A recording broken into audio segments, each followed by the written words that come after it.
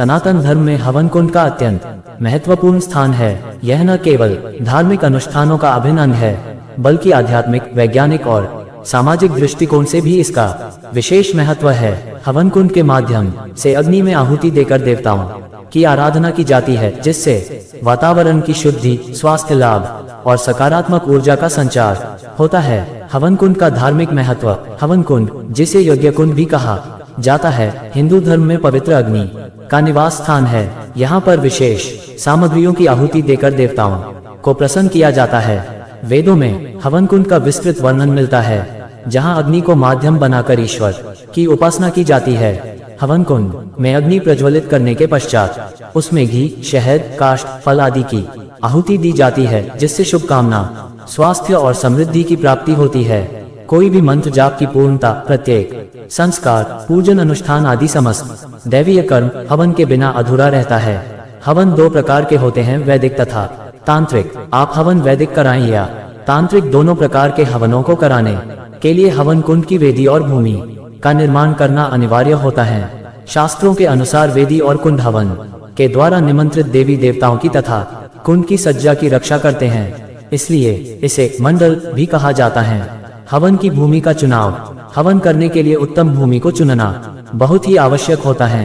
हवन के लिए सबसे उत्तम भूमि नदियों के किनारे की, मंदिर की, संगम की, किसी उद्यान की या पर्वत के गुरुग्रह और ईशान में बने हवन कुंड की मानी जाती है। हवन कुंड के लिए फटी हुई भूमि, केशयुक्त भूमि तथा सांप की बांबी वाली भूमि को अशुभ माना जाता है। हवन कुंड की बनावट। तारांकन। हवन कुंड में 3 सीढ़ियां होती हैं, जिन्हें मेखला कहा जाता है।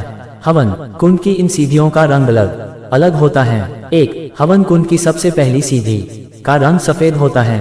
2. दूसरी सीढ़ी का रंग लाल होता है। 3. अंतिम सीढ़ी का रंग काला होता है। ऐसा माना जाता है कि हवन कुंड की इन तीनों सीढ़ियों में 3 देवता निवास करते हैं। 1. हवन कुंड की पहली सीढ़ी में विष्णु भगवान का वास होता है। 2. दूसरी सीढ़ी में ब्रह्मा जी का वास होता है। 3.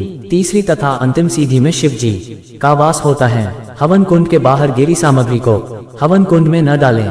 आमतौर पर जब हवन किया जाता है तो हवन में हवन सामग्री या आहुति डालते समय कुछ सामग्री नीचे गिर जाती है, जिसे कुछ लोग हवन पूरा होने के बाद उठाकर हवन कुंड में डाल देते हैं। ऐसा करना वर्जित माना गया है। हवन कुंड की ऊपर की सीढ़ी पर अगर हवन सामग्री गिर गई है तो उसे आप हवन कुंड में दोबारा डाल सकते हैं। इसके अलावा दोनों सीढ़ियों पर गिरी हुई हवन सामग्री वरुण देवता का हिस्सा होती है, इसलिए इस सामग्री को उन्हें ही अर्पित कर देना चाहिए। तांत्रिक हवन कुंड। तारांकन। वैदिक हवन कुंड के अलावा तांत्रिक हवन कुंड में भी कुछ यंत्रों का प्रयोग किया जाता है। तांत्रिक हवन करने के लिए आमतौर पर त्रिकोण कुंड का प्रयोग किया जाता है। हवन कुंड और हवन के नियम। हवन कुंड के प्रकार। हवन कुंड कई प्रकार के होते हैं, जैसे कुछ हवन कुंड वृत्ताकार के होते हैं तो कुछ वर्गाकार अर्थात चौरस होते हैं। कुछ हवन कुंडों का आकार त्रिकोण तथा अष्टकोण भी होता है। आहुति के अनुसार हवन कुंड बनवाएं। 1. अगर आपको हवन में 50 या 100 आहुति देनी है तो कनिष्ठा उंगली से कोहनी 1 फुट से 3 इंच तक के माप का हवन कुंड तैयार करें। 2. यदि आपको 1000 आहुति का हवन करना है तो इसके लिए 1 हाथ लंबा 1 फुट 6 इंच हवन कुंड तैयार करें। 3. 1 लाख आहुति का हवन करने के लिए 4 हाथ 6 फुट का हवन कुंड बनाएं। 4. 10 लाख आहुति के लिए 6 हाथ लंबा 9 फुट हवन कुंड तैयार करें। 5. कोटि आहुति का हवन करने के लिए 8 हाथ का 12 फुट या 16 हाथ का हवन कुंड तैयार करें। 6. यदि आप हवन कुंड बनवाने में असमर्थ हैं तो आप सामान्य हवन करने के लिए 4 अंगुल ऊंचा, 1 अंगुल ऊंचा या 1 हाथ लंबा चौरस ठंडिल पीली मिट्टी या रेती का प्रयोग कर बनवा सकते हैं। 7. इसके अलावा आप हवन कुंड को बनाने के लिए बाजार में मिलने वाले तांबे के या पीतल के बने बनाए हवन कुंड का भी प्रयोग कर सकते हैं। शास्त्र के अनुसार इन हवन कुंडों का प्रयोग आप हवन करने के लिए कर सकते हैं। पीतल या तांबे के ये हवन कुंड ऊपर से चौड़े मुख के और नीचे से छोटे मुख के होते हैं। इनका प्रयोग अनेक विद्वान हवन, बलिवैश्य, देव आदि के लिए करते हैं। 8. भविष्य पुराण में 50 आहुति का हवन करने के लिए मुष्टि मात्र का निर्देश दिया गया है। भविष्य पुराण में बताए गए इस विषय के बारे में शारदा तिलक तथा स्कंद पुराण जैसे एक ग्रंथों में कुछ मतभेद मिलता है।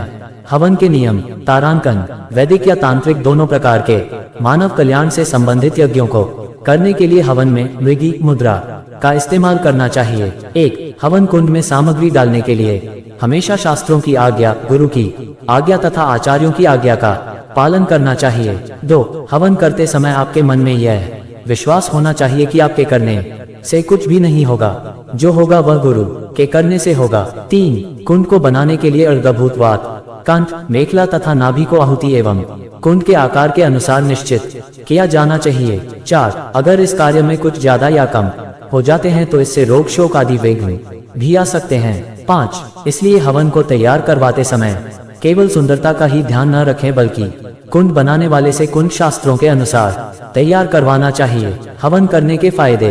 1. हवन करने से हमारे शरीर के सभी रोग नष्ट हो जाते हैं। 2. हवन करने से आसपास का वातावरण शुद्ध हो जाता है। 3. हवन तापनाशक भी होता है। 4. हवन करने से आसपास के वातावरण में ऑक्सीजन की मात्रा बढ़ जाती है। अग्निवास का विचार। तिथिवार के अनुसार अग्नि का वास पृथ्वी, आकाश व पाताल लोक में होता है। पृथ्वी का अग्निवास समस्त सुख का प्रदाता है, लेकिन आकाश का अग्निवास शारीरिक कष्ट तथा पाताल का धन हानि कराता है। इसलिए नित्य हवन संस्कार व अनुष्ठान को छोड़कर अन्य पूजन कार्य में हवन के लिए अग्निवास अवश्य देख लेना चाहिए। हवन करते समय में विशेष सावधानियां। मुंह से फूंक मारकर, कपड़े या अन्य किसी वस्तु से धोख देकर हवन कुंड में अग्नि प्रज्वलित करना तथा जलती हुई हवन की अग्नि को हिलाना, डुलाना या छेड़ना नहीं चाहिए। हवन कुंड में प्रज्वलित हो रही अग्नि शिखा वाला भाग ही अग्निदेव का मुख कहलाता है। इस भाग पर ही आहुति करने से सर्व कार्य की सिद्धि होती है, अन्यथा कम जलने वाला भाग नेत्र, यहाँ आहुति डालने पर अंधापन हो सकता है। धुआं वाला भाग नासिका, यहाँ आहुति डालने से मानसिक कष्ट होता है।